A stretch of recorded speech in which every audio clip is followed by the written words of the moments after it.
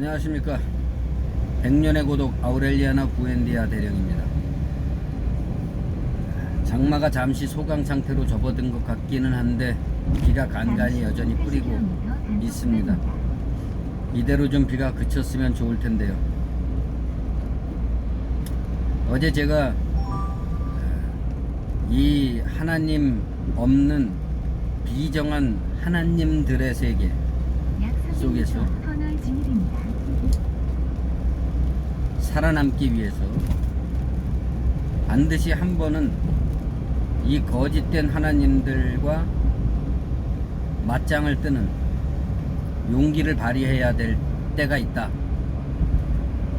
그런 말씀을 드렸는데 그게 사실 쉬운 일은 아닙니다.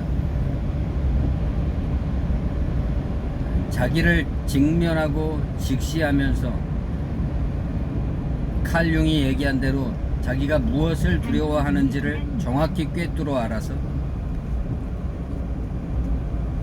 그 예수님과 같은 차분함과 침착함과 초연함을 유지하면서 약 500m 가시 킬로미터 자기를 표현하고 자기를 분출하고 자신의 직관과 의지를 신뢰하면서 흔들리지 않고 견고하게 나아갈 수 있는 그런 사람은 흔치가 않죠.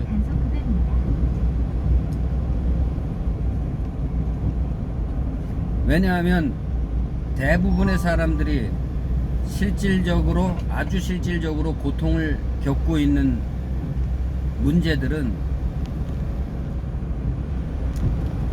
대개 주변의 인간관계들 속에서 역기능에 휩싸이기 때문입니다.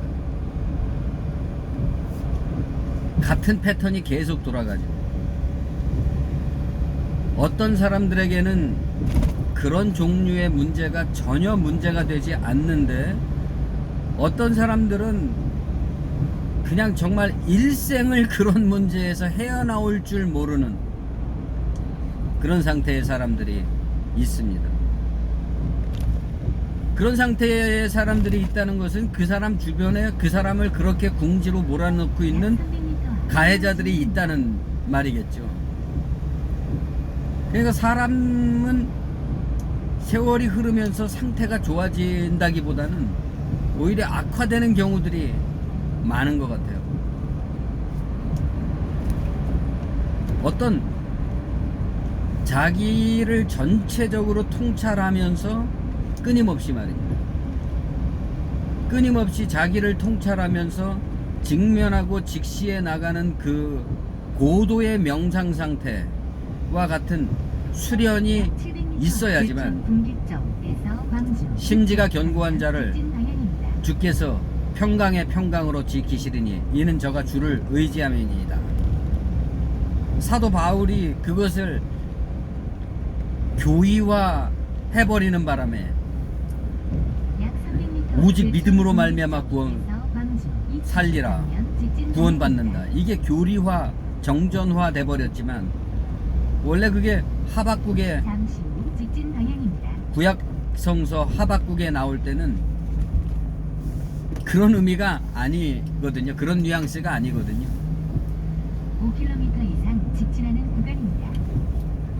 아무리 하나님께 부르짖어도 응답도 없고 결국 망하게 될 것은 뻔하게 보이는데 그럼 어떻게 살 것이냐?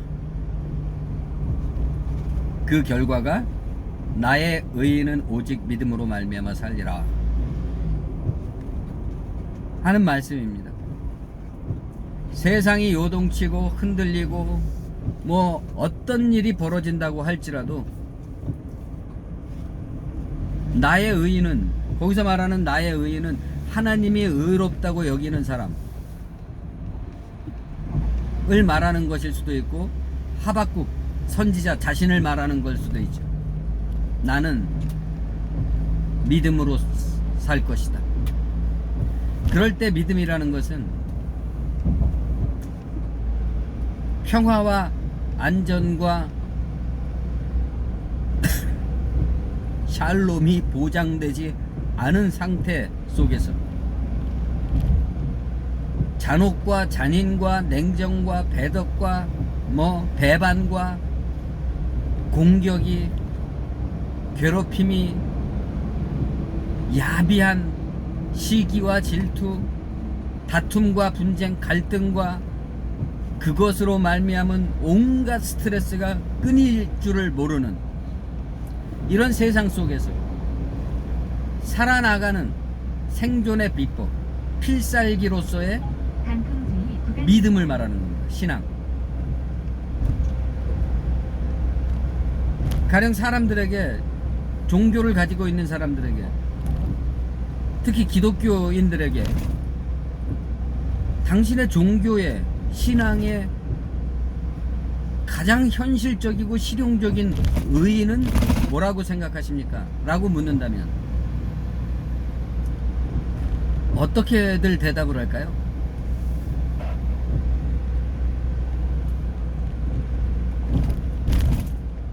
어떤 교리신학적인 그런 하나님 나라가 어쩌고저쩌고 예수께서 인간의 영혼을 구원하시고 그런 거 말고 말입니다. 가장 실용적이고 현실적으로 자신에게 이 신앙이 어떤 의의를 가지는가, 그것은 필립 얀시가 얘기한 대로 내 안에 하나님이 없다 라고 절규할 수밖에 없는, 나의 도움이 어디서 올고, 내가 앞으로 가도 그가 아니 계시고 뒤로 가도 그가 없고, 사고 다발 지역입니다. 어찌 해야 될 바를 모르겠지만 내가 이 모든 고통과 시련과 시달림과 괴롭힘을 통과해서 우측 커브에 주의하세요. 정금과 같이 나올 것이다 라고 믿을 수 있는 믿음, 전방에 과속 방지턱이 있습니다. 그 근거, 그 내적 자기 확신, 그것이 외부의 상황과 달리 내 자신을 지키고 간수하고 가꾸어 갈 수 있는 저력인 것이죠. 죽음의 수용소에서라는 책을 쓴 빅터 프랭클이라는 심리학자가 로고테라피라는 그 치유 이론을 제시했잖아요. 외부적 요인은 내가 어찌할 수 없지만 그것에 대해서 내가 어떻게 반응할 것인가 라는 것은 내가 결정할 수 있다. 인간은 의미를 추구하는 한, 의미가 남아있는 한 자살하지 않는다, 무너지지 않는다. 그랬습니다. 사람들이 인간관계에서 가장 고통을 느끼고 스트레스를 받고 괴로움에 시달리는 이유는 혼란 때문이죠. 피해자와 가해자가 명백하지가 않아요. 그리고 역기능이라는 것은 되게 그게 거꾸로 되어 있습니다. 가해하는 놈이 피해자에게 네 잘못이라고, 우리가 흔히 하는 말로 적반하장 같은 거죠.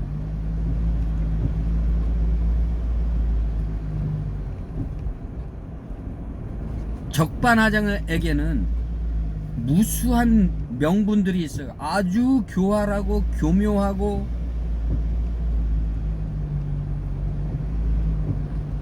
말도 안 되는데 말이 돼요. 대거리를 할 수가 없습니다. 낙석 지역입니다. 그래서 누군가에게 그런 훅 치고 들어오는 공격을 받을 때는 너무나 당혹스럽고 혼란스러워서 어떻게 대처해야 될지를 몰라요. 그리고 나서 이미 한번 당하고 나서 치명타를 입고 집에 돌아가면 밤잠을 못 자고 음식이 소화가 안 되고, 그럴 때 느끼는 감정이 어떤 겁니까? 혼란이잖아요. 분명히 내가 너무 억울하고 피해를 당한 사람인데 모든 논리적 상황은 나에게 결함과 잘못이 있다는 식으로 구성이 되어 있지 않습니까? 세팅이 되어 있어요. 그게 지금 우리 사회에서 아주 만연되어 있는 야비함의 모습이죠. 왕따의 심리학이라 그럴까요? 다 알고 있습니다. 근데 집단적으로 거기에 가담하죠. 여러 가지 이유들이 있겠지만, 근데 그 이유들이라는 것을 잘 헤아려 보면, 물론 정당한 것들도 있겠지만, 신호위반과 70km 예, 오늘날 특히 어떤 언론에 매번 언론이 일으키는 광란 사태라든가 이런 것들의 그 기자들의 그 기사 쓰는 그 야비함과 정말 물어뜯는 이리 때와 같은 그런 잔혹함, 냉혹함, 사람을 죽음으로까지 몰아넣게 만들고야 마는 그 집요함,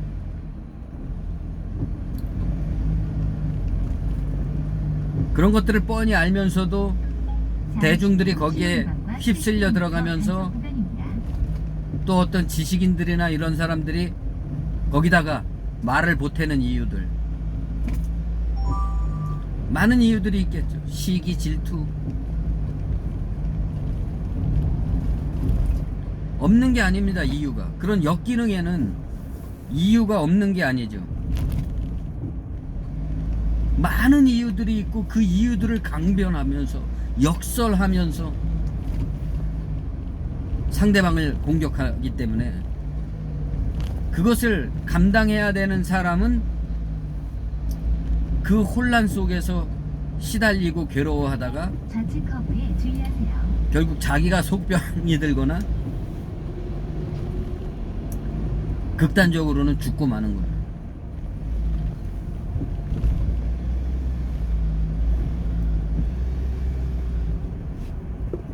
이런 것이 만연되어 있는, 예, 진리가 없고 하나님이 없는 이 세상 속에 만연되어 있는 거죠. 가령 예를 들어서 이런 상황 속에서 뭐 도덕이니 윤리니 뭐 페미니즘이니 뭐 동성애니 뭐 이런 것들의 어떤 논쟁을 가지고 무수하게 싸우고 그것으로 또 누군가를 지목해가지고 희생양을 만들고 집단적으로 이지매를 하고 린치를 가하고 이러지만, 그런 당사자들 개개인도 그 사람을 가장 괴롭히는 것들은 바로 자기가 하고 있는 똑같은 일들입니다. 똑같은 패턴 때문인 것이죠.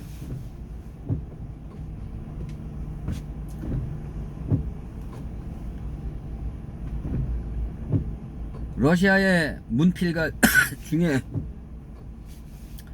바실리 로자노프라는 사람이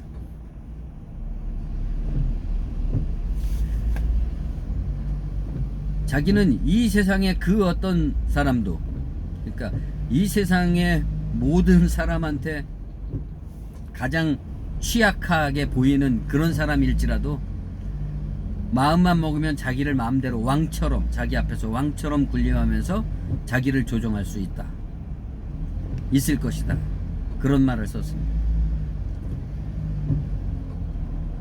그것은 전적으로 자신의 아는 사람 앞에서, 관계가 형성된 사람 앞에서 입 바른 소리, 뾰족한 소리, 뾰루진 말을 못하는, 면전에 대고 비난의 말을 절대로 하지 못하는, 상대의 취약한, 도덕적으로나 윤리적으로나 상식적으로나 취약한 부분을 면전에서 대놓고 까발기지 못하는, 그러니까 상대방의 수치를 상대방에 벌거벗기는 것, 그런 짓을 못하는 우유부단함에서 기인한다.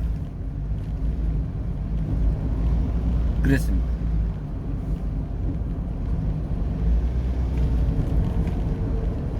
그 글을 읽고 저도 그런 생각을 많이 들었는데,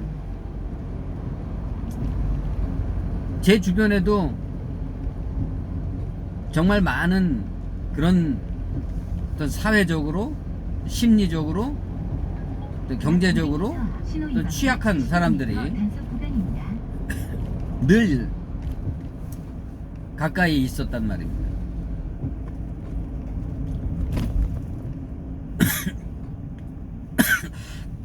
그런데 그런 사람들은 세상에 나가서 그 당당하게 맞서 싸우면서 그들 속에서 자기도 한 사람의 일원으로서 자기를 당당하게 드러내지는 못하는 그런 사람들이 자기를 지지해주고 격려해주고 함께 해주는 나에게만은 아주 뻔뻔스럽게 군림하는 때가 있단 말입니다. 모욕감을 느낄 때가 더러 있었단 말이죠. 의아스러운 거예요.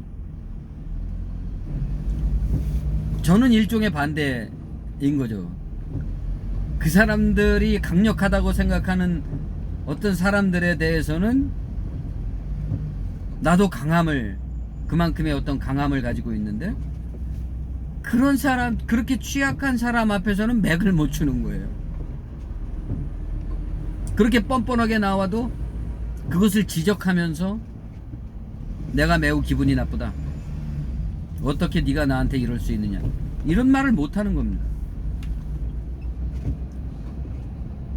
왜 그럴까요? 잠시 후 신호위반과 70km 단속 구간입니다. 그게 바로 관계의 역기능이라는 거 아니겠습니까? 어떤 관계의 역기능이라는 것은 일종의 계약을 맺은 것과 같은 거예요. 한택식물원 당면 고가도로 우측 옆길입니다. 잘못은 나에게 있는 겁니다, 사실. 왜냐? 잘 생각해보면 나는 처음부터 알고 있었어요, 그 사람이 그런 사람이라는 것을. 그런데 그런 사람을 받아들였죠. 받아들였다는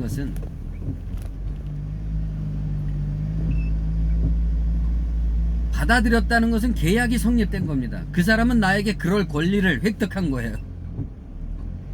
예? 나는 그에게 그럴 권리를 양도해버린 겁니다. 전방에 연속으로 과속. 그렇기 때문에 그런 관계에 돌입한 다음에는 그 사람은 점점 뻔뻔해지겠죠. 역기능은 정상이 돼버립니다. 비정상의 정상화. 그 사람은 아무리 독선과 전횡을 저질러도 올바른 것이고, 나는 수세적으로 그것에 대해서 저항하거나 반대하거나 비난하면 내가 나쁜 사람이 되는 거예요. 전방에 과속 방지턱이 있습니다. 법정 스님이 좌측 커브에 그런 말씀을 주의하세요. 하셨더라고요. 인연에 연연하지 마라.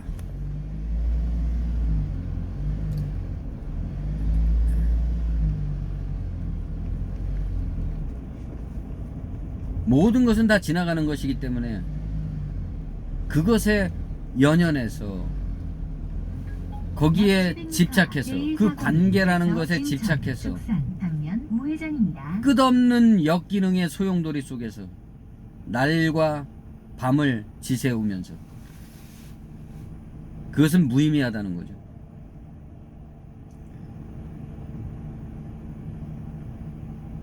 그런 일로 인생을 낭비한다는 것은 너무나 아까운 일 아니겠습니까?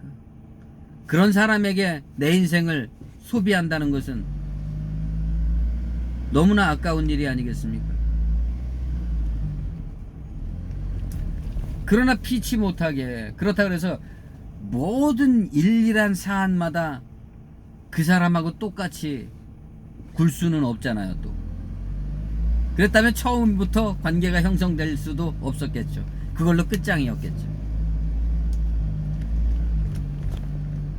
제 나름대로는 그래서 하나의 어떤 방식이 있습니다. 이것이 뭐 절대적으로 옳다는 게 아니라 뭐 그렇다는 거죠. 교회에서 예를 들어서 두 사람이 갈등을 겪는다고 해보십시오. 약 300m 제1사거리에서 그러면 칭천, 죽산, 당면, 약한 사람이 방면입니다. 와서 호소를 하겠죠, 목사에게. 그럴 때 저는 그런 얘기를 해줍니다. 싸워라. 잠시 후 우회전입니다. 맞서 싸워라. 싸워서 이겨라. 그리고 친구를 데리고 와라. 그래서 친구하고 같이 맞서 싸워서 코를 납작하게 해줘라.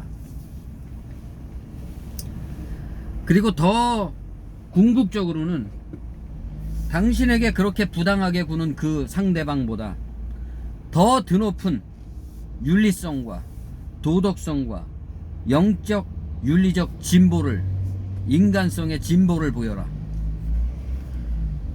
그러면 당신은 저절로 그 사람을 제압하고 이기게 될 것이다. 그런 좋은 결과는 별로 일어나지 않습니다. 그 사람은 결국 못 견디고 곧 교회를 떠나게 되죠.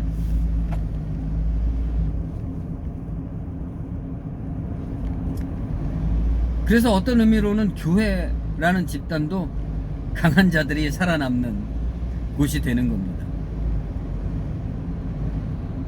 살아남은 자의 슬픔, 강해서 슬픈 거죠. 낙석 지역입니다. 제 방식은 이겁니다. 상대방이 벌써 우리는 계약을 맺었잖아요. 어떤 관계에 돌입했잖아요. 일일마다 싸울 수는 없잖아요. 상대방이 나에게 적대적이라는 것이 완전히 증명될 때까지는 참고 인내해준다. 참고 인내해준다 그래서 전혀 아무렇지 않은 척하는 것이 아닙니다. 갑과 을의 관계에 있어서 갑이라 그래서 언제나 갑인 것은 아니에요. 을이라 그래서 언제나 을인 것도 아닙니다. 뭐 갑질, 을질 이런 개념이 아니라 상호적이라는 거죠. 인간관계는. 70km 단속 구간입니다. 주역에 그런 괴가 있습니다. 지상의 토끼가 하늘의 용을 희롱한다. 지상의 토끼도 하늘의 용을 희롱할 수 있는 겁니다.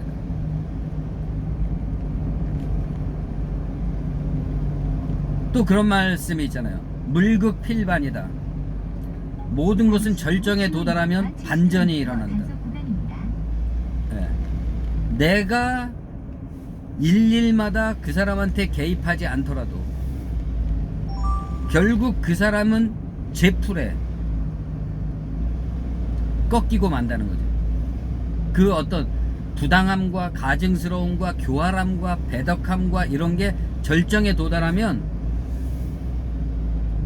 그 행동 자체가, 자신의 행위 자체가 카르마가 되어서 그 업보가 자기에게 돌아오는 거죠.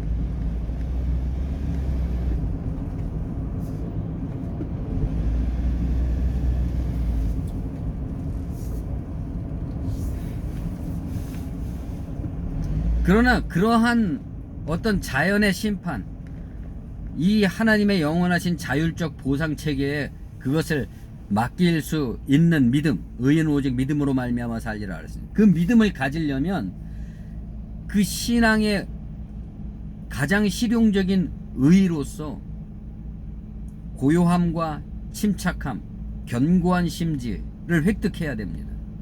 자기 자신에 대한 믿음, 나의 의인은 오직 믿음으로 말미암아 살리라. 나는 오직 이 믿음으로만 산다. 라는 자기 확신의 저력을 길러야 되는 거죠.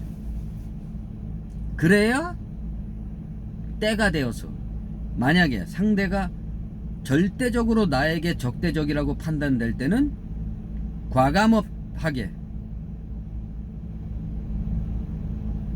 미련 없이 결별을 선언하는 거죠.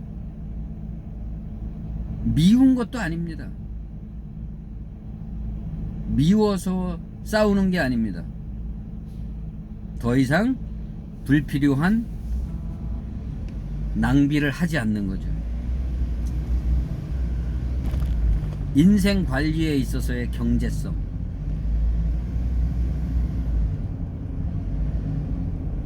더 이상 무의미한 저 사람을 봐주는 걸로 내 인생을 저것에 질질 끌려갈 수 없다는 것.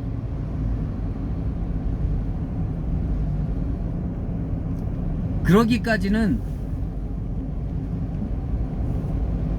내가 당신의 그 부당함을, 그 어거지를, 생때를 모르는 것이 아니라 알면서도 그것을 감내하고 있다는 메시지를 줘야 됩니다. 이게 토끼가 용을 희롱하는 거죠.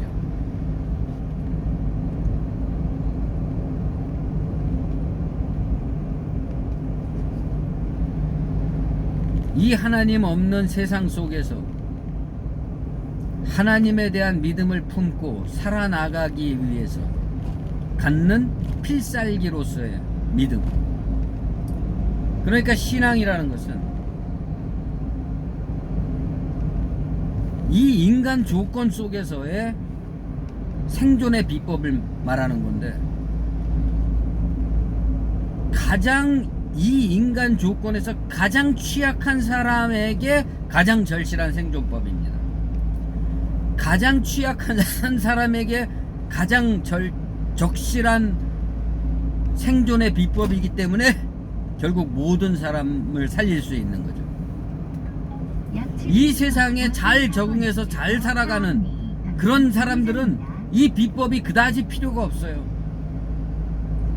그 사람들은 자기 입맛에 맞게 이 필살기를 왜곡하겠죠. 약 500m 앞 신호 위반과 70km 단속 구간입니다.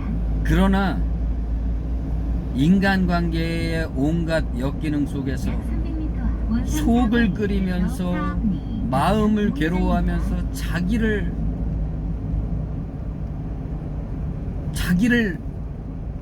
죽여가면서 잠시 후 우회전입니다. 그러면서도 거기서 헤어나오지 못해서 고통스러워하는 사람들, 단속 구간입니다. 그 굴레를 벗어날 수 없어서 괴로운 사람들에게 이 신앙은 그것을 견디어 나가는 굳센 심지, 그것에 대한 반응을 내가 선택할 수 있는, 그것에 의해서 영향받지 않는, 예를 들어 왕따를 시키면 왕따를 기꺼이 감수하고, 모욕을 주면 모욕을 기꺼이 감수하고, 수치를 주면 수치를 기꺼이 감당하지만 내면에는 저 인간이 나에게 저렇게 하는 것은 단지 내가 누구인지 모르기 때문이다. 내가 얼마나 드높은 자존감과 고귀한 마음의 이상과 믿음의 저력을 가지고 있는 사람인지를 모르고 저렇게 함부로 굴고 있구나. 곧 반전이 일어날 것이다. 반전이 일어납니다. 제가 해군에서 처음 배로 갔는데 고참이 한 10명쯤은 되더라고요. 우회전입니다. 이어서 목적지 주변입니다. 맨날 얻어 터졌죠. 전방에 연속으로 과속 방지턱이 있습니다. 뭐 기도를 했는지 안 했는지 모르겠지만 아주 과도하게 매일 밤마다 집 앞에 갖고 얻어 터진 겁니다. 그런데 불과 부임한 지 한 달 정도 됐을 때 갑자기 그 어떤 함대 사령관 지휘 방침이 바뀌면서 배에 있는 요원들하고 지상에 있는 요원들을 교체하는 그런 작업이 있었어요. 그 와중에 저의 고참 한 10명 중에서 9명이 다 발령이 나버린 겁니다. 육지로. 그 사람들은 배에서 왕노릇 하다가 육지에 가갖고 굉장히 힘들었겠지만 저는 갑자기 넘버 2가 돼버린 겁니다. 그런 일도 있다니까요. 그런 일이 일어난다니까요. 믿음에는 그런 비밀이 숨겨져 있습니다.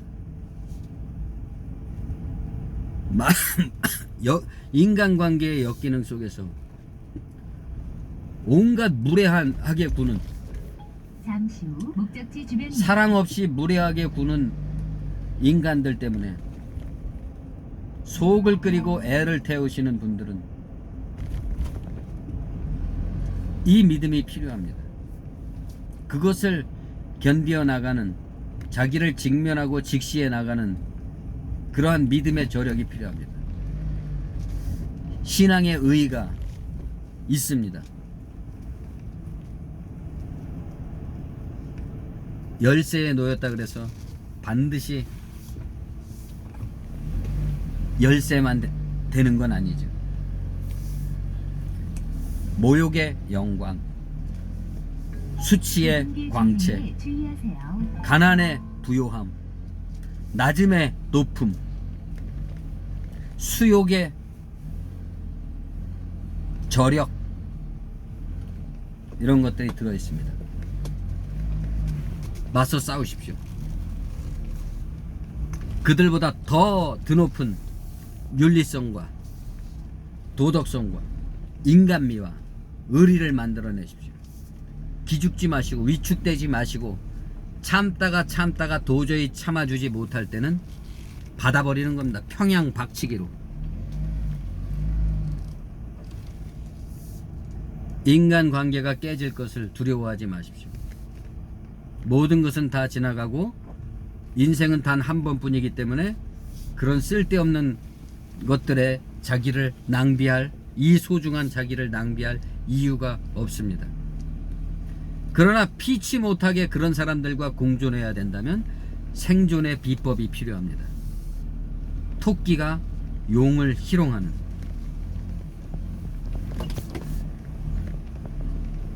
또 반전을 일으키는 하나님을 기대하는, 믿음으로 구원받는다는 것은 예수 믿고 천당 간다는 얘기가 아닙니다. 하나님의 법이 반드시 이루어지는데, 그 반드시라는 것은 어느 정도로 반드시냐, 이 뽕나무가 뽑혀서 바다에 심기우라고 하여도 그대로 되는 정도의 그러한 반드시 그러함입니다. 용기 잃지 마시고 맞서 싸우십시오. 무례하고 공격적인 자들에게 지지 마십시오.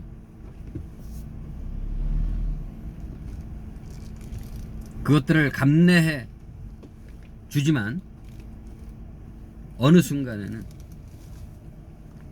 잊어버리는 겁니다. 조용필의 노래 중에 그런 게 있잖아요. 나의 용서는 너를 잊는 것. 바이런의 시 중에 그런 게 있습니다.